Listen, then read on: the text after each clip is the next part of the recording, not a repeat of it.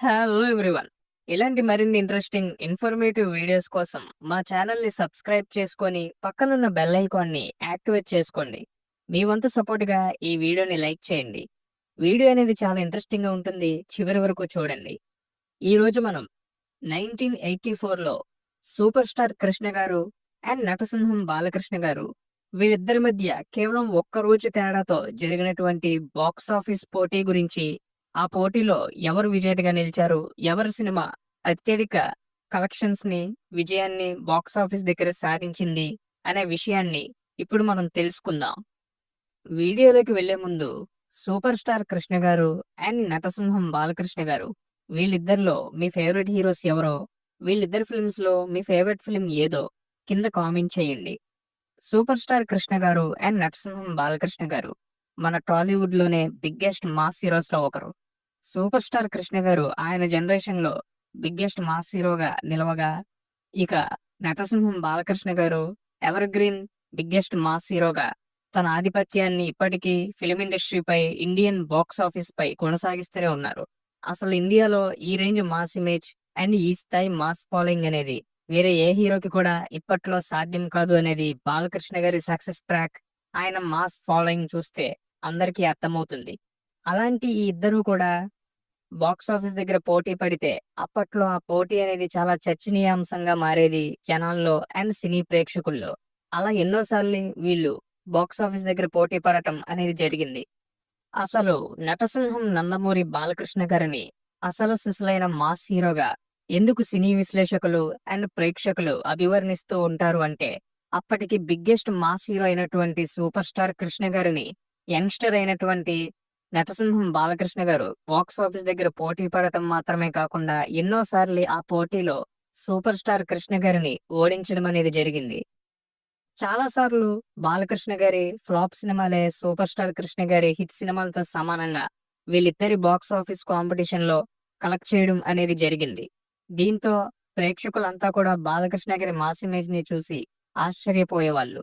ఇందుకు ముఖ్య ఉదాహరణలు ఆ టైంలో ఒకే రోజు సంక్రాంతి సీజన్ లో ఆడియన్స్ ముందుకొచ్చాయి 1985లో రిలీజ్ అయినటువంటి అగ్నిపర్వతం అండ్ నటసింహం బాలకృష్ణ గారి ఆత్మబలం. ఈ 2 సినిమాలు కూడా బాక్స్ ఆఫీస్ దగ్గర భారీ అంచనాలతో రిలీజ్ అవ్వగా, 'అగ్నిపర్వతం' సినిమా బ్లాక్ బస్టర్ టాక్ ని తెచ్చుకుంది.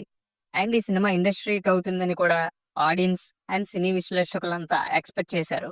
అయితే పోటీలో బాలకృష్ణ గారి 'ఆత్మబలం' సినిమా బాక్స్ ఆఫీస్ దగ్గర ఫెయిల్యూర్ గా నిలిచింది. అయినా సరే ఆల్మోస్ట్ 'అగ్నిపర్వతం' రేంజ్ లోనే బాక్స్ ఆఫీస్ కలెక్షన్స్ ని అందుకున్నటువంటి ఈ సినిమా 'అగ్నిపర్వతం' సినిమా ఇండస్ట్రీ హిట్ గా నిలవకపోవడానికి కారణంగా నిలిచింది. ఒకవేళ పోటీలో బాలకృష్ణ గారి సినిమా కాకుండా వేరే ఏ హీరో సినిమా అయినా ఉన్నా, లేదా కృష్ణ గారు సోలోగా 'అగ్నిపర్వతాన్ని' రిలీజ్ చేసినా ఆ సినిమా ఇండస్ట్రీ హిట్ అయ్యుండేది అని ఇప్పటికీ చాలా మంది సినీ విశ్లేషకులు భావిస్తూనే ఉంటారు.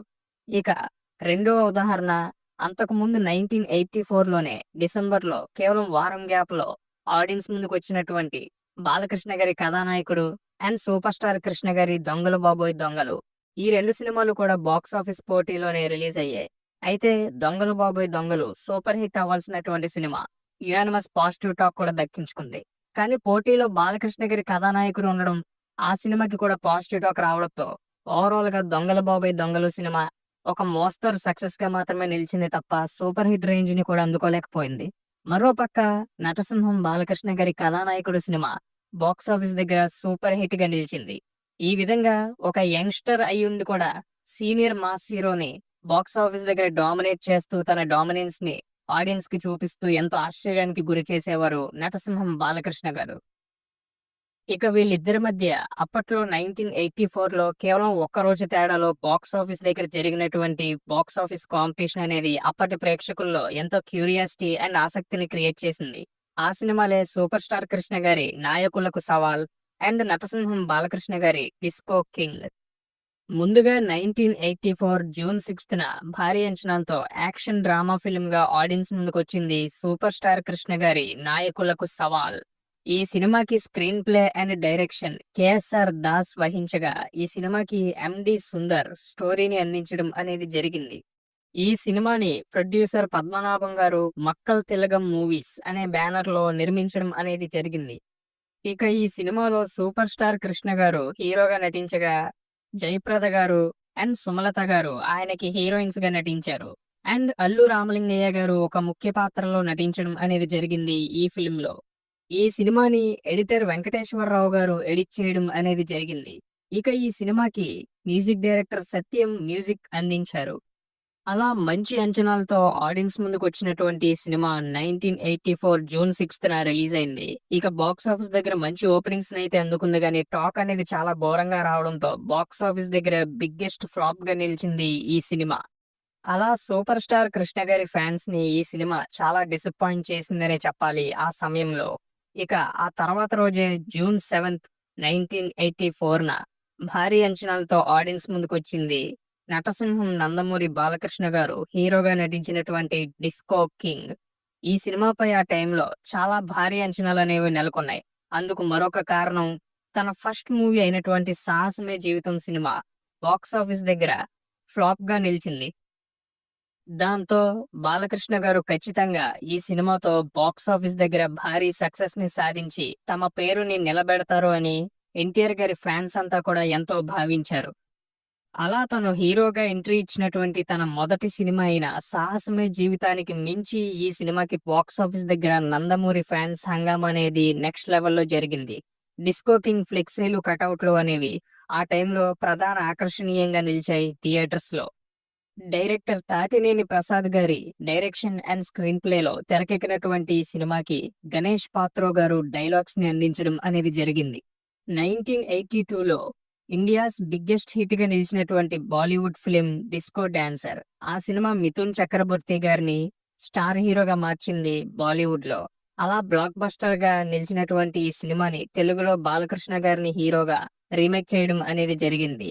ఈ సినిమా ఆ సినిమాని మించి బాక్స్ ఆఫీస్ దగ్గర మరింత సెన్సేషనల్ సక్సెస్ ని సాధిస్తుందని అంతా ఎక్స్‌పెక్ట్ చేశారు.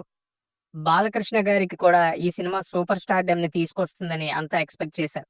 కానీ అంచనాలకి విరుద్ధంగా ఈ సినిమా బాక్స్ ఆఫీస్ దగ్గర బిగ్గెస్ట్ డిజాస్టర్‌గా నిలిచి ఫ్యాన్స్ అండ్ ఆడియన్స్‌ని ఎంతగానో డిసప్పాయింట్‌మెంట్‌కి గురి చేసింది. ముఖ్యంగా ఎన్టీఆర్ గారి అభిమానులు ఈ సినిమాతో చాలా నిరాశ చెందాల్సి వచ్చింది. ఎందుకంటే అంతకు ముందు డెబ్యూ ఇచ్చినటువంటి 'సాహసమే జీవితం' బాక్స్ ఆఫీస్ దగ్గర ఫ్లాప్‌గా నిలిచినప్పటికీ, ఈ సినిమాతో బాలకృష్ణ గారు ఖచ్చితంగా ఎన్టీఆర్ గారి స్థాయిని అందుకుంటూ, ఆయన పేరుని నిలబెట్టి సూపర్ స్టార్‌డమ్‌ని సాధిస్తారు అని ఫ్యాన్స్ ఎంతగానో ఎక్స్‌పెక్ట్ చేశారు. కానీ వాళ్ళ అంచనాల్ని తలకిందులు చేసింది ఈ సినిమా. అలా బాక్స్ ఆఫీస్ దగ్గర డిజాస్టర్‌గా నిలిచినప్పటికీ, ఓపెనింగ్స్‌లో చాలా పెద్ద రికార్డ్స్‌ని క్రియేట్ చేసింది ఈ సినిమా. ముఖ్యంగా కొన్ని మేజర్ సిటీస్‌లో ఈ సినిమాకి బిగ్గెస్ట్ ఓపెనింగ్ డే కలెక్షన్స్ అనేవి బాక్స్ ఆఫీస్ దగ్గర నమోదయ్యాయి. అవి ముందు రోజు సూపర్ స్టార్ కృష్ణ గారు హీరోగా నటించినటువంటి 'నాయకులకు సవాల్' కంటే కూడా ఎక్కువ కలెక్ట్ చేసింది ఈ సినిమా బాక్స్ ఆఫీస్ దగ్గర ఓపెనింగ్స్ కలెక్షన్స్‌లో.